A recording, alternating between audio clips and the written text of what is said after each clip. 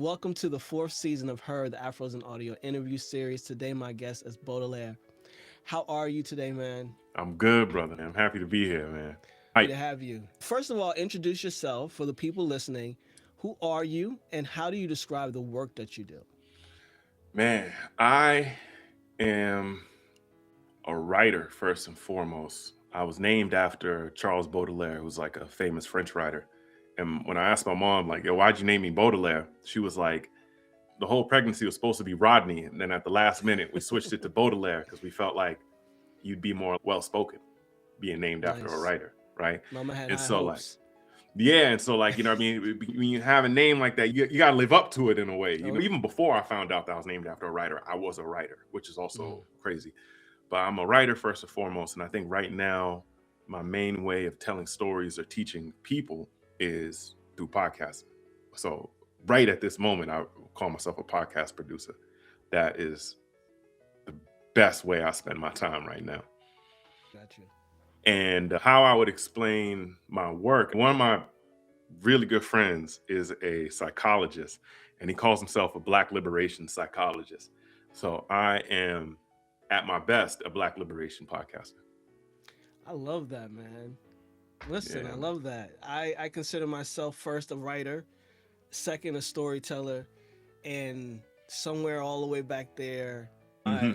I do my own podcast and I produce podcasts and Black liberation all day, every single day. So before the projects and the credits that you are now known for, the work that you're doing, and we'll get into that a little bit more as we keep talking.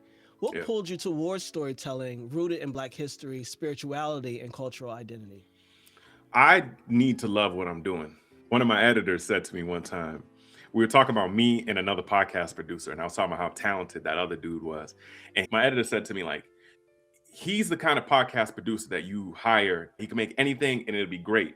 You can make the things you want to make and it'll Mm, be extraordinary. You know what I mean? So I say that to say I have to have some buy-in.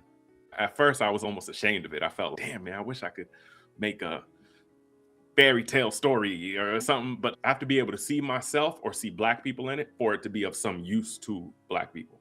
Sometimes it's really explicit, right? Sometimes I'm telling stories that are in Africa or the diaspora. And sometimes I'm making episodes for other people and they don't even know that I'm producing it from the angle of, all right, what can Black people do? So, you know what I mean? I try to speak to the problem that my people are facing. yeah, because it's not the same. Mm, Um, and different ways in which we navigate things that other folks don't have to. mm. It's one of the reasons for Afros and Audio. I understood that we have to know how to navigate this industry. Forget all the other advice that's out there. You know what I Yeah, mean? yeah, man, It's 100%. very important. So tell me a little bit more about that, where you talk about the work from the African diaspora. Yeah, Is it personal for you? Is it something that you became more interesting to you as you started your career as a creative in general, the African yeah. diaspora specifically? Yeah, man. I had started working on a show called Atlas Obscura. It's the first podcast I ever worked on. I had made my own show before that. But working on Atlas Obscura tells interesting stories from interesting places around the world. So when I started working on that show, my first episode was about Great Zimbabwe, the ancient African kingdom in what is now Zimbabwe. In doing the research for Great Zimbabwe, it was like they gave me a week to do the research. It was some of the funnest research I ever did. Like at that point, I'd already been reading so much about African history, but it was like the first time where I'm like, this is my job. I'm getting paid and I need to do research on this African civilization. So after that, the episode came out great. And I wrote it for the host of Atlas Obscura at the time, Dylan Thurs. And then, but in writing it, there was a lot of times where I had to think to myself, like, how's it sound if a white person said this? I couldn't say like our. So like I left it feeling two things. One, I went to my EP and I'm like, could I tell more stories about Africa? Would that be cool? Like me and my at the time fiance had traveled a lot throughout the diaspora in Africa. So I'm like, can we tell our stories? She's like, yeah. And I'm like, is it cool if I write them for myself too? Can I host my own episodes?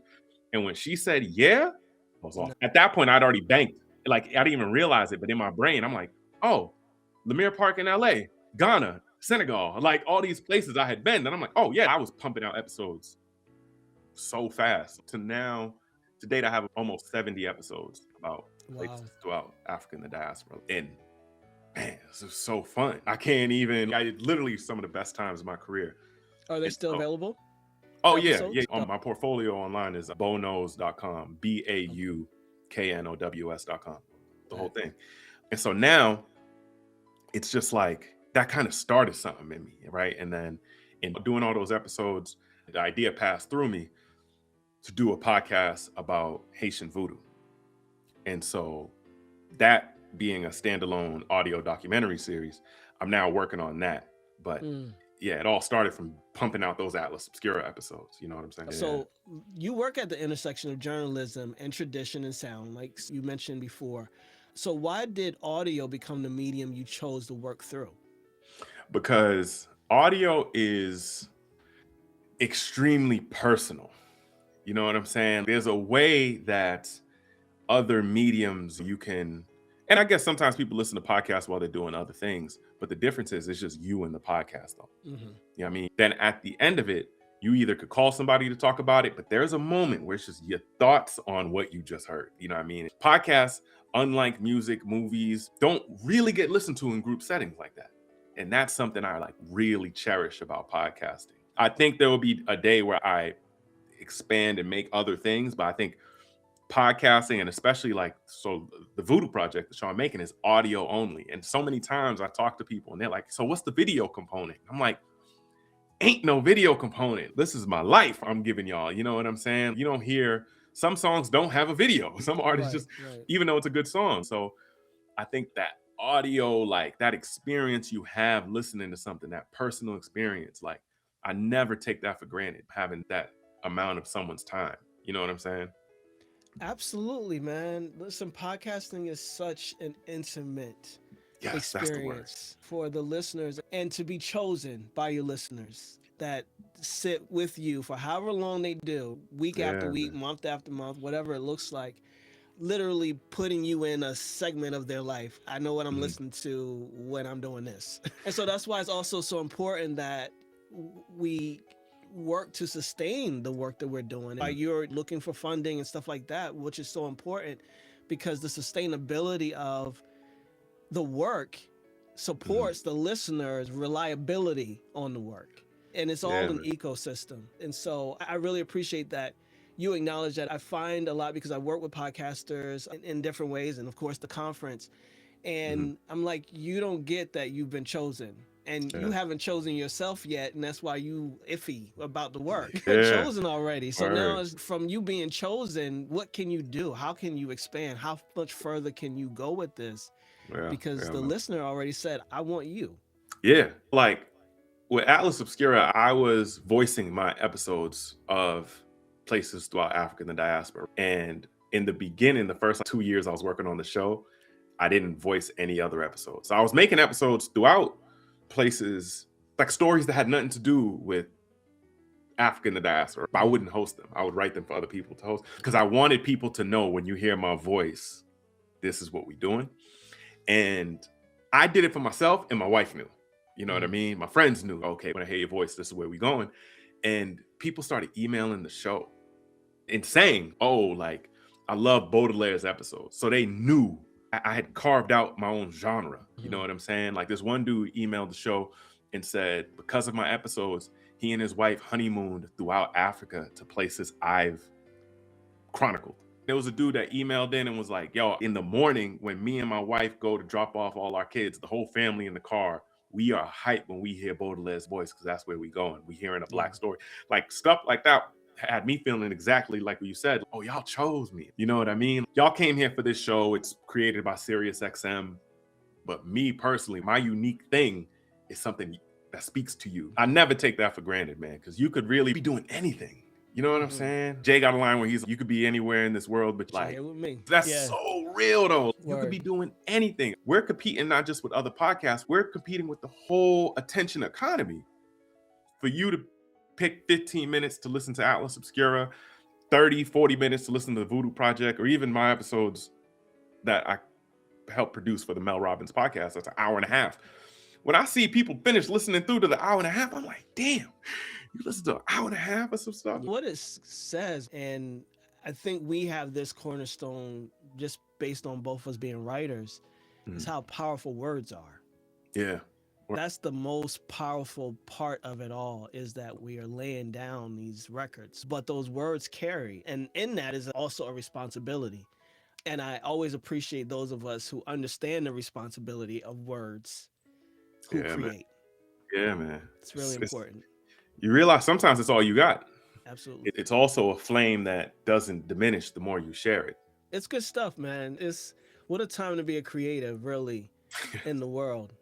Yeah. So I appreciate that. And let's go right into the project. What led you to create a long form documentary tracing Haitian Vodou across history and diaspora, which became the Vodou Project? Yeah.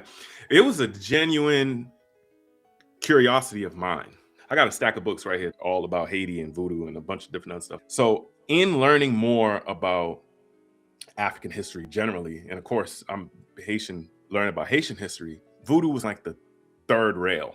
It would come up a lot, right? The Haitian Revolution was started at a voodoo ceremony. But you put all that aside, I grew up in a very Christian household. My uncle's a pastor. So growing up, when I would talk about voodoo, my mom would just get mad. That would instantly get her angry. After a while, you learn, oh, I'm not even going to ask this question. You look up to your parents in a way where even if, my mom had kids early, she came to America when she was only like 20 years old. She ain't had time for formal education, but I still look to my mom as an authority. Because of how she felt about voodoo, how my dad felt about voodoo, I just never really even questioned it. Not until after I knew I had so much information about Haitian history and African history and that voodoo, there's something going on there. You know what I mean? I decided one day that I was gonna look into it. And I remember where I was living in Atlanta at the time. I was in my office in my apartment. And I thought to myself, like, oh, I'm gonna look into this. I'm recording everything. Like, I gotta leave voice notes to myself, like the whole nine. And I'm gonna travel too. You know what I mean? Because I love traveling. So I'm like, I'm gonna travel, I'm gonna record everything. Then I hit up who is now my editor, and I told him the idea on a random Zoom call. I'm like, yo, you got time? And I said it to him, and he was like, I'm in. He starts taking notes. He's like, you could do this, you could do this. And so it's crazy how in producing the Vodou Project, even though funding has been a challenge, and really because of where the industry's at, the way the story has unfolded has made me only more emboldened in telling it.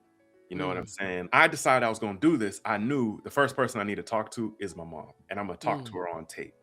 And I told my editor, I'm like, yo, I'm gonna go to my mom's house. I'm gonna talk to her on tape. And you know what? She probably gonna shut me down, but at least we'll have the tape. So that way, when I say it in the show, we could clip to her doing it.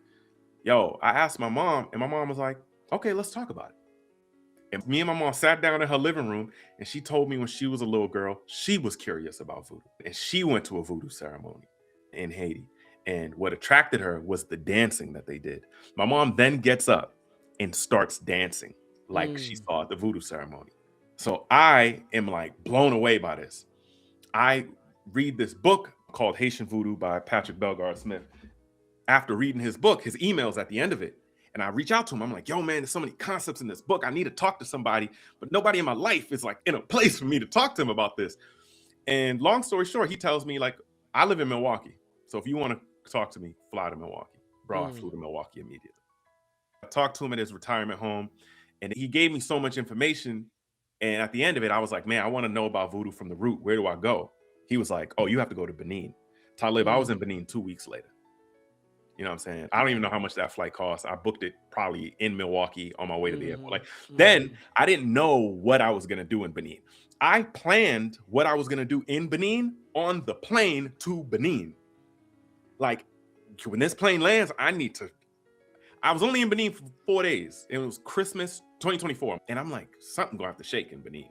So I reached out to some folks that I had done Atlas Obscura episodes with in Benin, who told me like, oh, yo, you Haitian, I'm Beninese. When you come to Benin, yo, we family. So I hit up this woman, Layla. I say, yo, Layla, I'm coming to Benin. Just letting you know. When my internet comes back on, she goes, what time you landing? I'm like, yo, I'm landing at 4. My internet comes back on a little bit later. And she goes, my brother's gonna be at the airport to pick you up. I'm like, oh, all right. He picks me up from the airport, brings me to my Airbnb. The French over there is a little bit different. And he helps me get situated at my Airbnb, talking to my Airbnb host. He, every night when I was in Benin on his way home from work, would stop and take me to dinner to brief on my day. Mind you, he got 2 kids. He never met me before this. I go to a voodoo ceremony in Benin, and Man, the ceremony was in the afternoon time. You think voodoo ceremony, you think like at night. It was like 2 p.m. And the closest thing I could compare it to is like a block party in Brooklyn. It was kids having a blast. The women controlled the music and the men controlled the ceremony, like the actual, like the dancing formal ceremony. They was doing the same dancing that my mom did that she remembered seeing in Haiti. You know what I'm saying? Like that moment, like just it blew my mind. I get back to America from Benin, right? And my homegirl hits me up. She knows I'm working on this thing about voodoo at the time. She's like, yo, there's an exhibit in New Orleans about how New Orleans voodoo and Haitian voodoo are related. I was in New Orleans like 2 weeks. I just hop on a plane and go to New Orleans. Mind you, this whole time, my fiance at the time, she's pregnant with my son. But she's like, go. She knows. Yeah. So I go to New Orleans. Same thing. Bro, everywhere in New Orleans, they're telling me like, yo, you going to the Sunday drum circle, right? I'm like, nah, I can't. I called American Airlines. I got to fly back Saturday. I can't go back Sunday. Everyone's talking to me, though. It's weird. Everyone's talking to me as if I'm definitely going. They're like, nah, you going. Like, why are you not going? It's a voodoo ceremony, bro. Like, why are you not going? I've been calling American Airlines the whole week. They're telling me, yeah, it's going to cost $300, $400 just to move a flight a day. It's crazy. Oh, yeah. Saturday night, the 4th time I called them, I'm like, whatever. My flight is tonight, but I'd love if it could be tomorrow night. Yo, the dude I talked to was like, sure, I'll move it for free. So now I go to the New Orleans ceremony Sunday. Yeah. The same dancing in New Orleans as in Benin, as my mom did in Haiti. And the way the story just unfolded for me.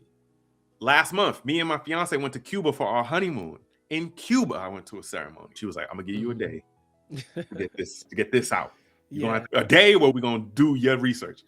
And bro, the same thing. Every step of the way, it's like I never get somewhere and I'm like, what do I do? It's flawless, Talib. It's the best way I could tell you. It's flawless. This woman in Cuba that we talked to, she was just like, this is a story you're meant to tell. That's what the ancestors are doing for you. You know what I mean? They're unfolding the path before you as you walk it. And that's honestly how I feel. So even though I've been working on this for 2 years, every day feels like a fresh new first day because something appears for me that I have to go chase. Someone's like, yo, read this book. I read the book and it just shifts so much for me. I'm like, okay, now the story arc moves and it's just been no garbage. It's only been everyone I talked to and I'm like, hell yeah. Talib, the random conversations I've had about it have been fruitful. That was a very long answer to your question. I apologize. Listen, no, please. We talking to each other and I'm smiling because everything just said, this is your story to tell. People say, I can feel the passion in you. You know, that gets said a lot. That's clear. It's everywhere in you. Starting from the fact that this is your own heritage, which is important in so many ways.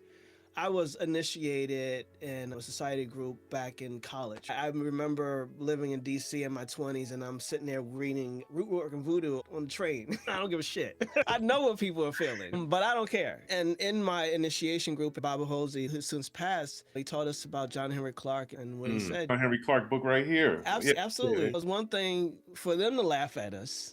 Yeah. It's a whole other thing for us to laugh at ourselves. And speaking specifically about Voodoo. When I was a kid, I was in 8th grade when my grandmother passed. My grandmother was the matriarch of the family. She was bedridden for her last 3 years, but she was like the dawn from her bed. And my room was right next to my grandmother's. She lived in our house.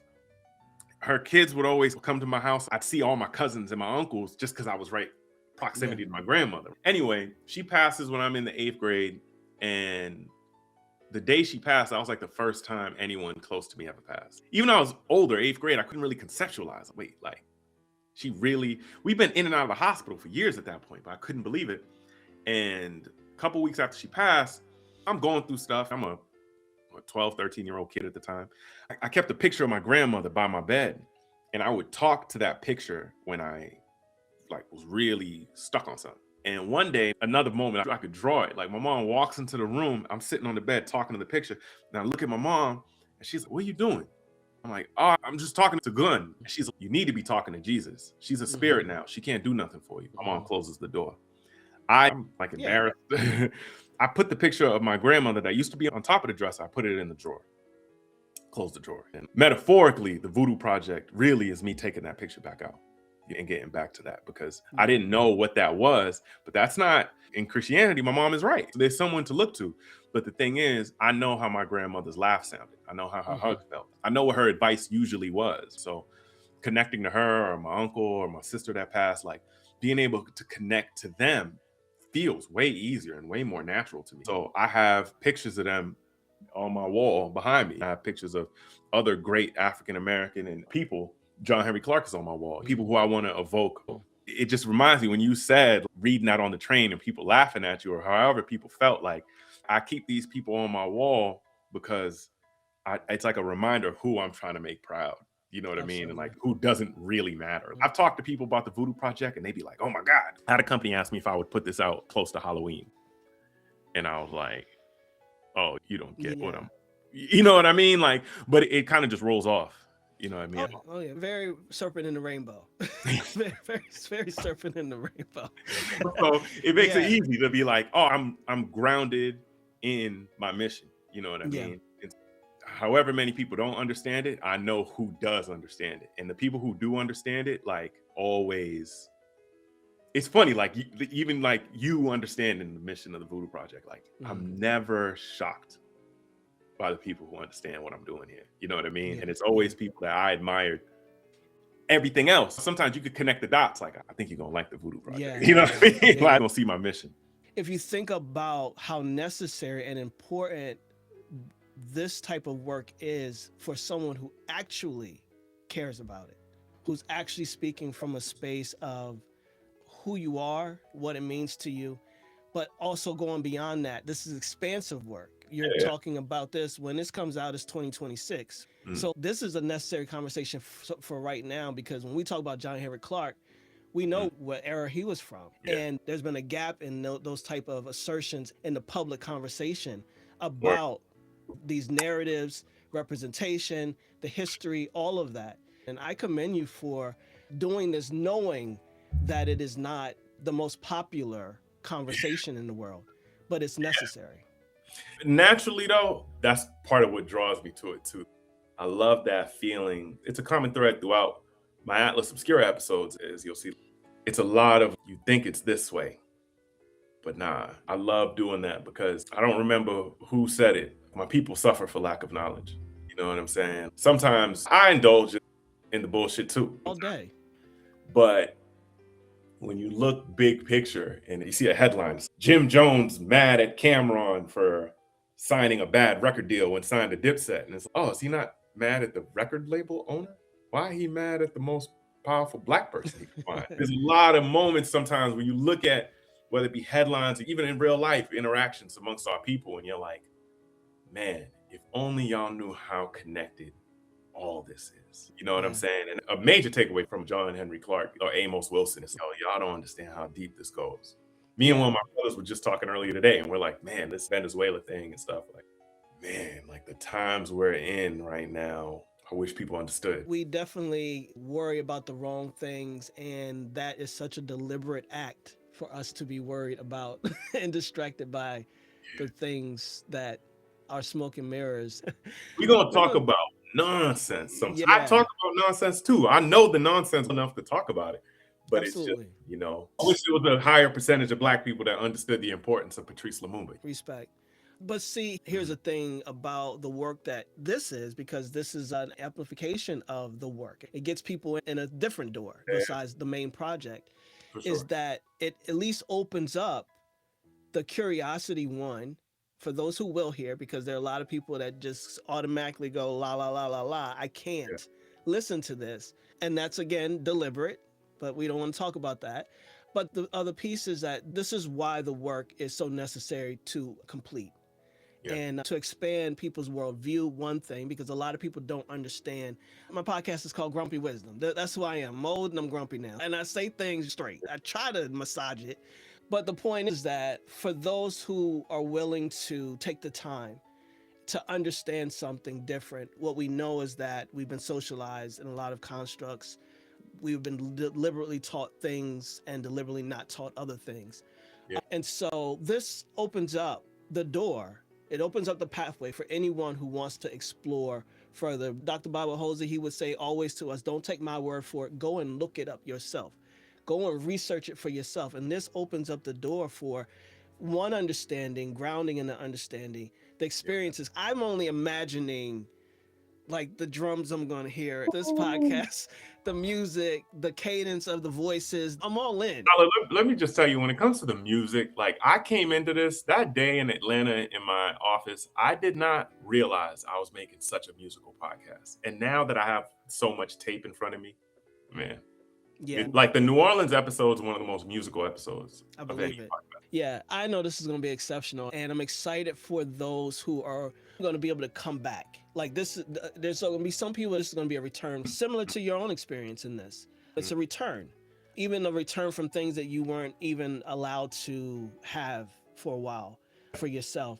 Now it's full circle for you. It's almost like your mother doing that dance almost ushered and opened up this path to those experiences that you had. She created that spiritually. It's deep, man. It's deep. Yeah, and it was funny because that day she was like worried for me because there's a reason why her curiosity with voodoo ended, which to me wasn't necessarily fair, but it's a whole nother story. Like she was telling me to be careful, you know what I mean, of what I'm gonna get into.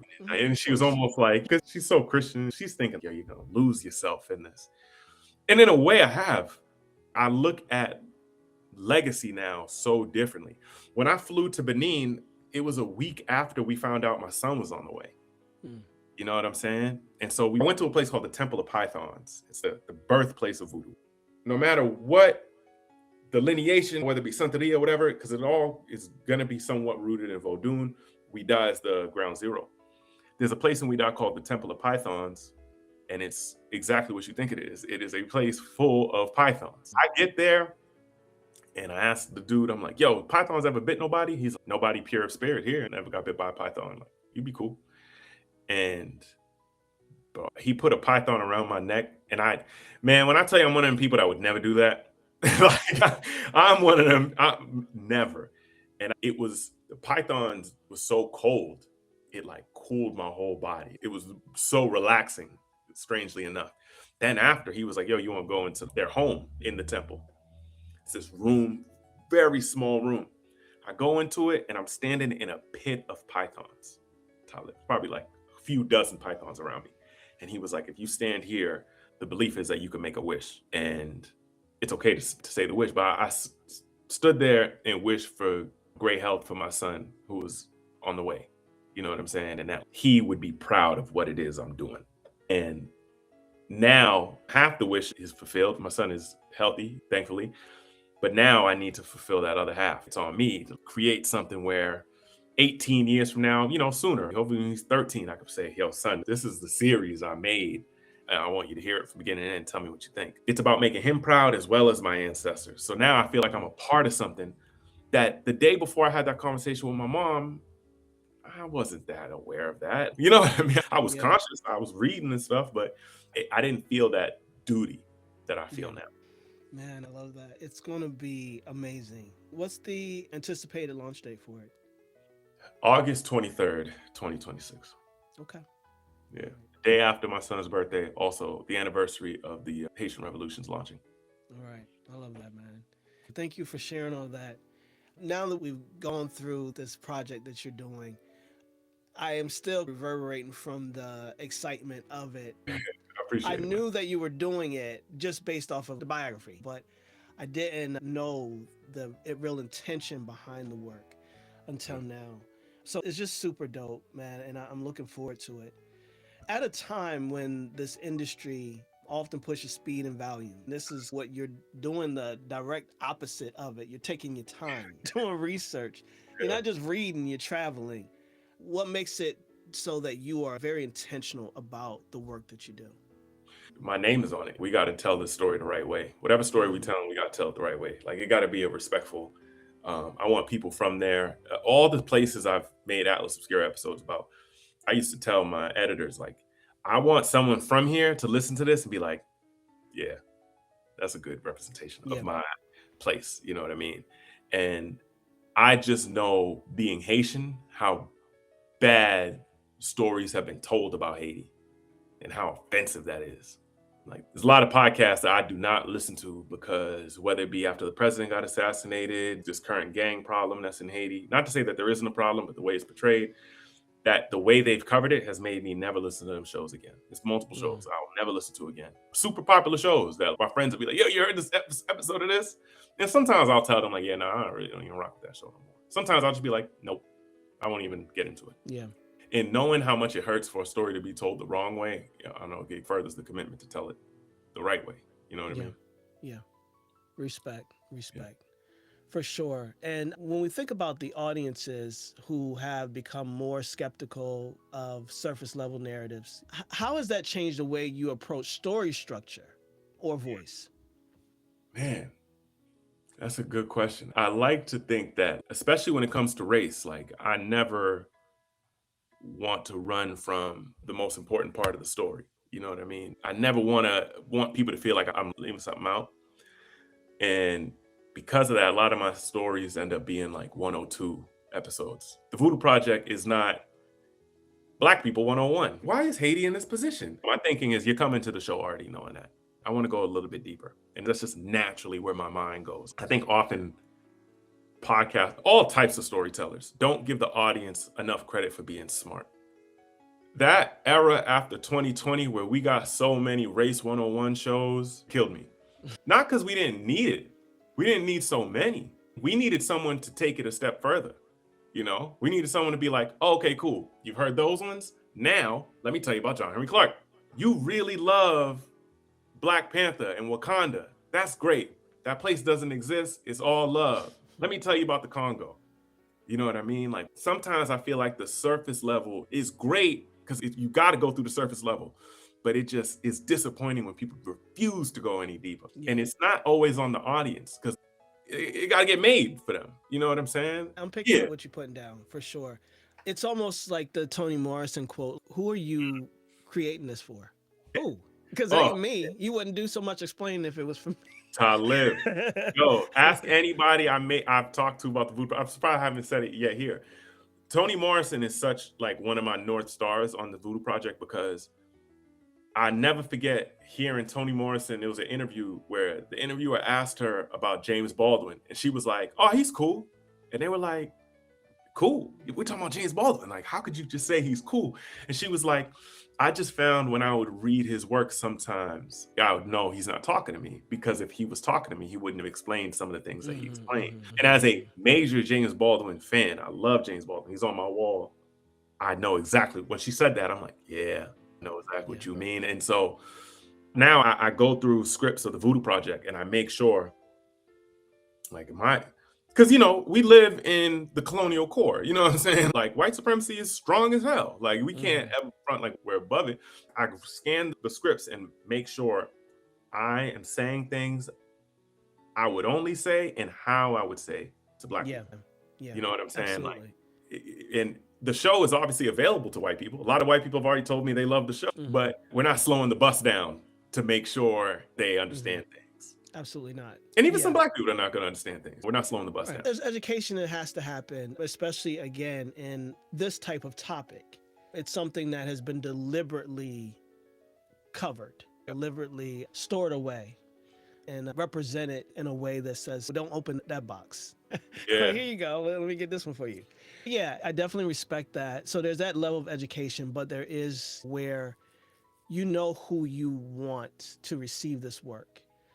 And it's those that already got a base level of respect and ability to appreciate the work. That's how I see it. She says the same thing about one of my favorite authors, Ralph Ellison, when she says invisible to who. Invisible. And I'm like, I got Invisible Man right here. Yep. Yeah. Invisible to who. Richard Wright does the same thing. He's my favorite writer. Black Boy, Native Son are both, especially Native Son. The white gaze is very powerful in Native Son, you know? Absolutely. But you think about it and you understand the time. Yeah. And at that time, there was a lot of, okay, you clearly can't see me. Can you see me? Is my mic on? I'm standing right here. Yeah. So I get that era. And so that's why I respect that this is the work we're doing in 2026, in 2025, 2025, because That was done. Like, if we're not willing to evolve the work ourselves, then it will stay pedestrian. It will stay basic. It will remain as status quo as we allow it. That's the only way things stay status quo, is that we keep it there. 100%. We got to break it open. Malcolm X is so many people's idol. The thing I love most about Malcolm that I feel like he don't get enough credit for is his intellectual integrity. What he said is what he believed, and when he believed a different thing, he said the different thing. You know what I'm saying? Even though Malcolm died not in the nation and speaking a certain way of Elijah Muhammad, I could hear him speak about Elijah Muhammad as a prophet, because you knew, no, this is what he believed. Like, he wasn't lying here. And so I say that to say I still love Richard Wright more than almost any writer ever, because 11th grade, Miss Loud's class, I read Black Boy, and that set me on the path I am to being here talking to you right now. You know what I mean? That was the first time in school I read a Black boy is the main character, and he has the sensibilities I have. You know what I'm saying? Yeah.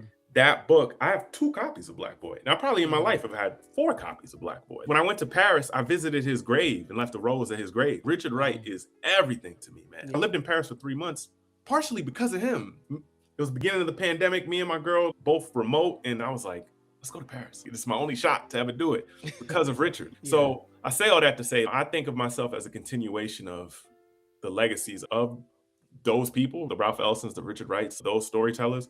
We are the continuation of that, and we got more information, thankfully. You know what I mean? And I'd like to think if they had the information and they were here today, that's why it's really about intellectual integrity and just being honest. Yeah. Our current situation and how we should go about it. Yeah, absolutely, man. And that's another reason why the folks like yourself, TK, I love TK, man. I love TK something serious, man. Same. And others like her, like us, like you, why it's so important to take up this cause here. Yeah. To be on this mic, to publish it, no matter what. This will live on. And so it is really important and necessary. And I'm grateful to you for being in this space and doing the work. There's some people who get downloaded ideas and they're like,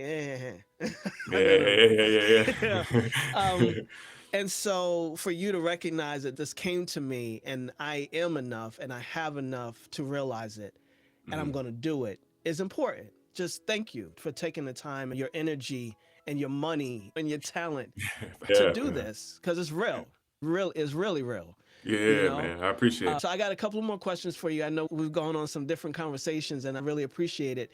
And that's what I like to do with this show, because we're people who happen to podcast, right? We got whole ass lives and we got something to contribute to the space. So I appreciate that. You produce 4 award-winning shows and are also building independent work. What differences have you noticed in how stories are valued in those spaces? Man, a good story, you would like for it to be valued anywhere.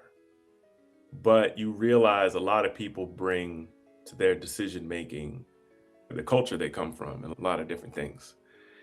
Man, I can only speak as an independent podcaster with the Vodou Project. I've been led to feel that people aren't gonna love your story as much as you may think. You know what I mean? And it's okay.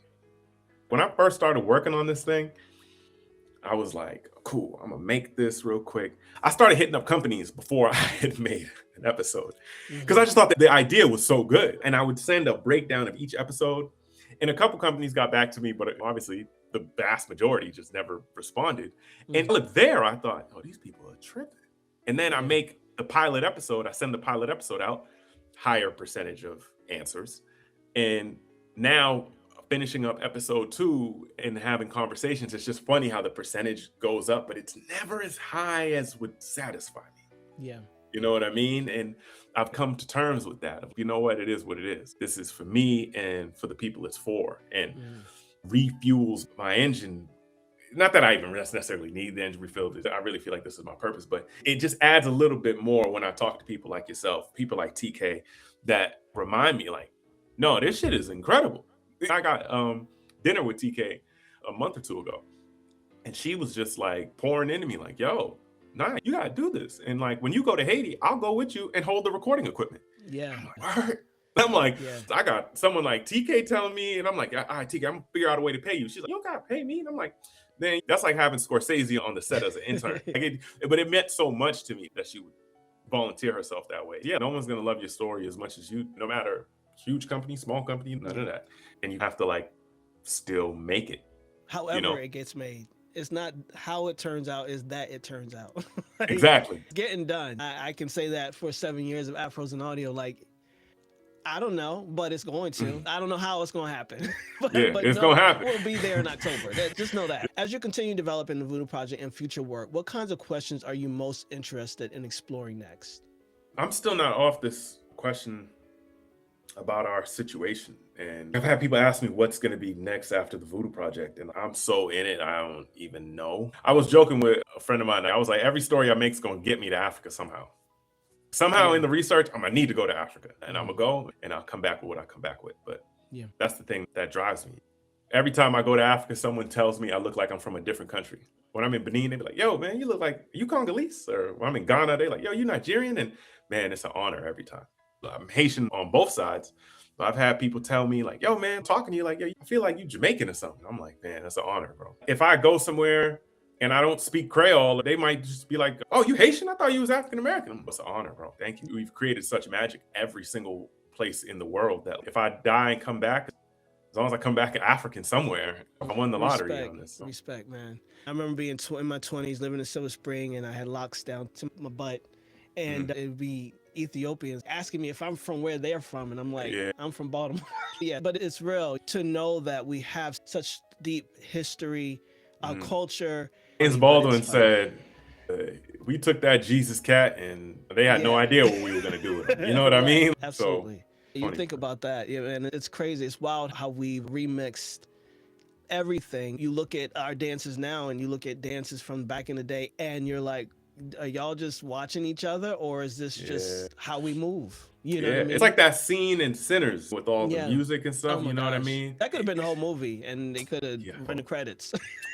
Bro, I had this argument with my brother-in-law the other day because he was saying that he wasn't really feeling that scene. Man, it hurt. It was like a stab to my chest. I told him, I was like, that's one of the greatest scenes I've ever seen in my life. It was ambitious for him to just drop that there. All the different forms of music. This is also considering all the traveling I've done because of the Vodou Project. I've seen a lot of this dancing in person, and I'm like, wow, this scene in audio is part of what I'm doing. I've watched that scene. It's on YouTube, just that scene. I've watched it like 100 times. So you've spoken about the lack of funding and visibility for non-celebrity led projects. If you could change one thing about the podcast industry to better support independent and marginalized creators, what would it be? If it was one thing. Man, I would slice these budgets for these celebrity podcasts. I'll tell you that. The amount that a company pays for, and there's no shade to Kevin Hart, but the amount of money you pay Kevin Hart, you give him half that, he'll be cool, and you could make 1 million different shows. Literally make 12 independent shows. And the medium is built on those shows that the host is a podcast host. He's not a dude who has so many different avenues, and he's a multi-hyphenate. His manager told him, yo, you should start a podcast. So he started a podcast and he found a producer to write it for him. Like, that's not what this is built on. And people who think that, I've talked to a lot of people who think that, I'm sure you have too, you realize, oh no, you have no clue. It's like reading and you've only read Dr. Seuss books. You know what I mean? It's like, oh, there's a lot more in there for you to check out. Whatever it is you're into, there's a podcaster who's just into that, who made that podcast that's way better than the podcast by the actor you like. You know what I'm saying? So yeah, man, I think the leadership of a lot of these companies is, I talked to my editor, John, a lot. And one thing we mentioned is that capitalism capitalized on podcasts too quick. You know what I mean? It was going to happen, right? It always happens. The rush of everyone buying a microphone and, yo, these celebrities are doing these shows, and it happened too fast. Not to say that it's a permanent damage to the industry, but it is a damage to the industry, I do believe, though, because the art form of this is overshadowed by these like inflated budgets, and because eventually that's all going to go, right? Because these studios, you notice now, like a lot of them are going out of business and stuff, are merging because these shows aren't making the money they make. So they have to go away.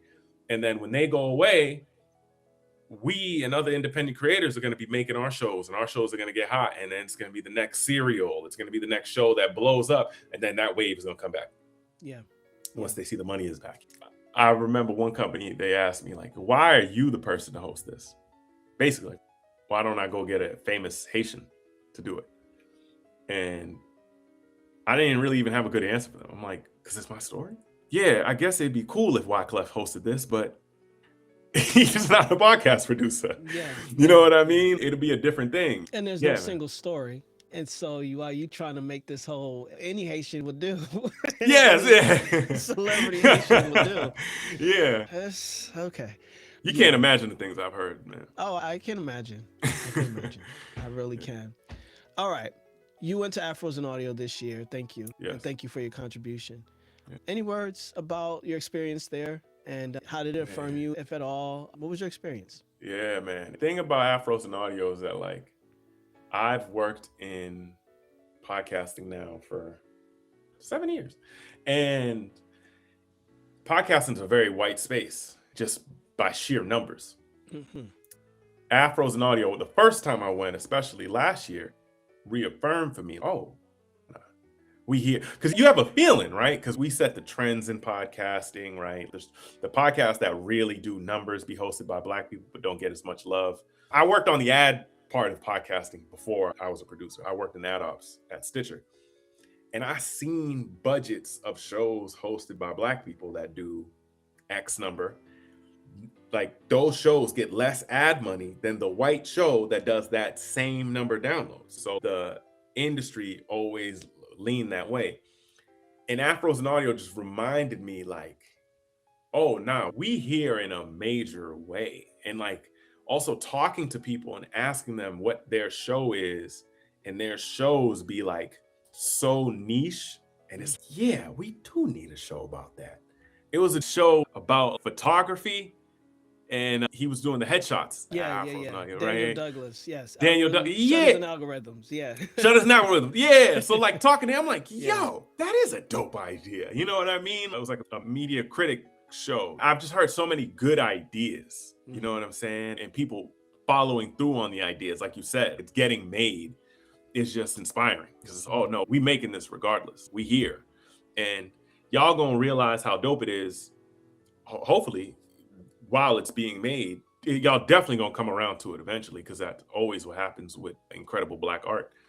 And so, yeah, Afros Audio is just that reminder that it exists. And being able to talk to people about each other's shows also is just, yeah, man. I always wonder if you get that experience too. The thing is, Afros Audio, like, you running around. So me as a visitor, I get that experience, right? I feel like I get time to just chill. During the breaks, I go get some food, come back, get lunch with different people, get dinner with different people that whole weekend. And I always wondered, like, for you, if you get that same feeling. Well, I don't get that experience. Once I'm in the building, I don't leave. I envy you all who get to go and sit with each other. And that's why I do this series. So I get this opportunity to have a connection and expansion. But I'm a creator first, man. And so the point of it is inspiration. I'm always inspired about being around us. I always have been. Our creativity, our innovation, our diversity within our diversity. It's exceptional. And it's something that I knew was important, and I knew that because creators are silos, we just do our own thing. We very rarely look to our left and our right for support, for partnership, for inspiration. Not even on purpose. It just ends up that way. And so for me, it's like, this is gonna be all about the day after. I want y'all to stay connected in community, and how do we create that in this space?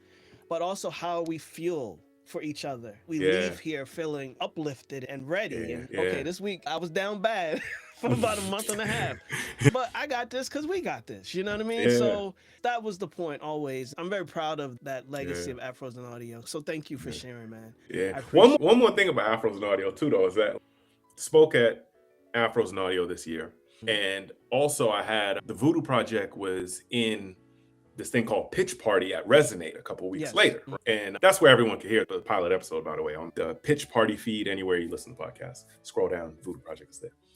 And I'd never been to Resonate. So I get to Resonate, and I'm like nervous, strangely enough. Like, it was a weird feeling. But when I got there, The first person I saw was Anna Deshawn. And I'm like, yo, Anna. I hug her or whatever. Then, as soon as I walk through the door, I see TK. And I'm like, yo, TK's here. And I knew TK was going to be there. But it's like seeing her there, I'm like, yo, TK's here. And it was funny, like, the relationships that I had made from Afros and Audio the 2 prior years were the relationships that kind of sustained me at Resonate. They were the people I was floating around with constantly. You know what I mean? That's priceless. You know what I mean? Absolutely, man. Absolutely.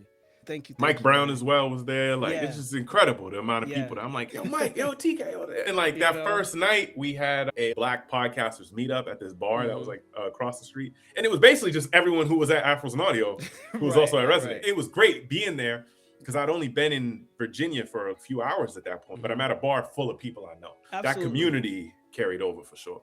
I know a lot of different conferences, that part isn't nurtured too much. So I'm grateful that the intention was fulfilled. That was the point. So when someone finishes listening to your work, what do you want them to sit with afterward? They listen to the pilot. What do you want them to sit with? Man, I guess everything is different, right? Depending on the episode of Atlas Obscura or whatever they're listening to. But specifically with the Vodou Project pilot, I want them to start asking questions.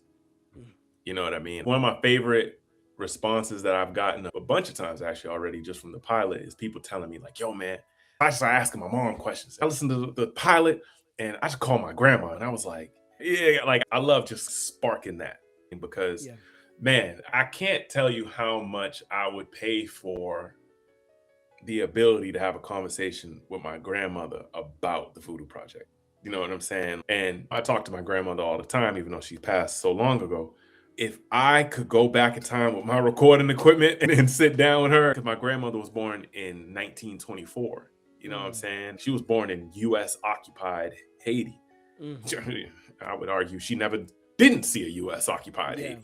So it's like my great grandmother, her mom was born in the late 1800s. My great grandmother, her name was Pauline.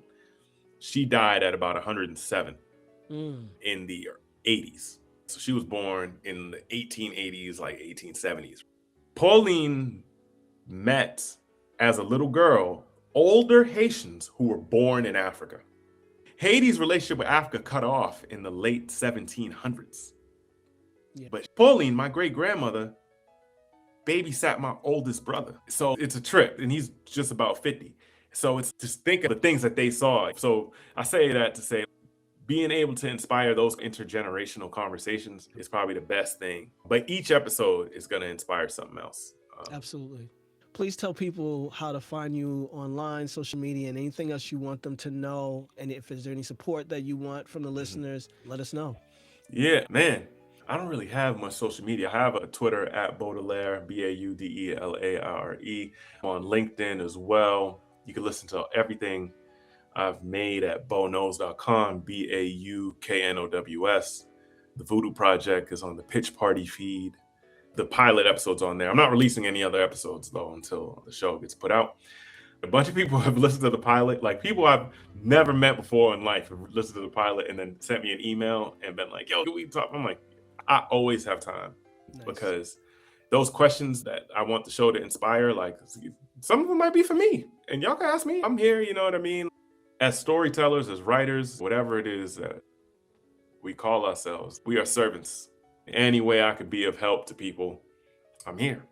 And I know that by putting myself out there, people will help me as well. So any way we can help each other, hit me up. There is no finish line, man. This is going to expand you in ways that you already know and you haven't even fathomed.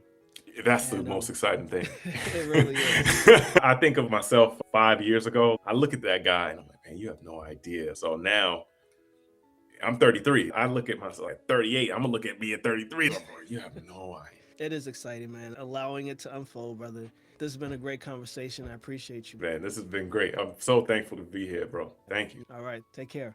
See you.